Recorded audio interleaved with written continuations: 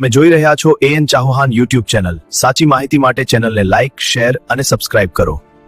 કચ્છ જિલ્લામાં આજે વહેલી સવારમાં ભૂકંપની હળવી અસર અનુભવાઈ હતી.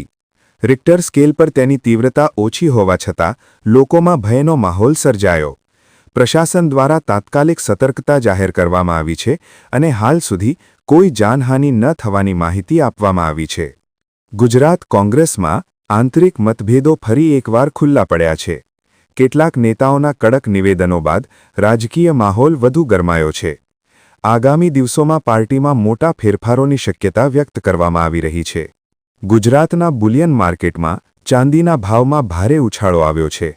ચાંદીનો ભાવ ઐતિહાસિક સ્તરે પહોંચતા રોકાણકારોમાં ચર્ચા તેજ બની છે અને બજારમાં ઉથલપાથલ જોવા મળી રહી છે. ગુજરાત એટીએસ દ્વારા મોટું ડ્રગ્સ ઓપરેશન હાથ ધરવામાં આવ્યું છે. આ કાર્યવાહીમાં અનેક આરોપીઓની ધરપકડ કરવામાં આવી છે અને મોટી માત્રામાં નશીલા પદાર્થો જપ્ત કરાયા છે. તપાસ એજન્સીઓ દ્વારા પૂછપરછ ચાલુ છે. રાજ્યના સરકારી કર્મચારીઓ દ્વારા બંજર જમીનમાં વૃક્ષારોપણ અભિયાન શરૂ કરવામાં આવ્યું છે. આ પહેલ પર્યાવરણ સંરક્ષણ માટે પ્રેરણારૂપ બની છે અને હરિયાળી વધારવાનો સંદેશ આપી રહી છે. ગુજરાતના કેટલાક જિલ્લાઓમાં ખોટી લગ્ન નોંધણીના રેકેટનો ખુલાસો થયો છે.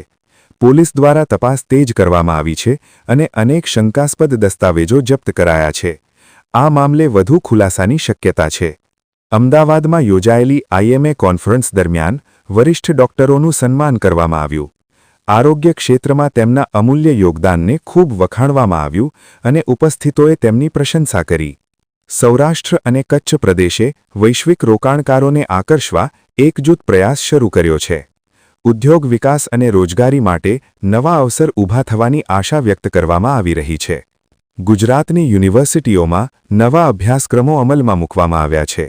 વિદ્યાર્થીઓ અને શિક્ષકોમાં આ બદલાવ અંગે ચર્ચા શરૂ થઈ છે અને શિક્ષણની દિશા બદલાતી દેખાઈ રહી છે. ભીંડાની ખેતી અને ઉત્પાદન ક્ષેત્રે ગુજરાતે સમગ્ર દેશમાં પ્રથમ સ્થાન મેળવ્યું છે.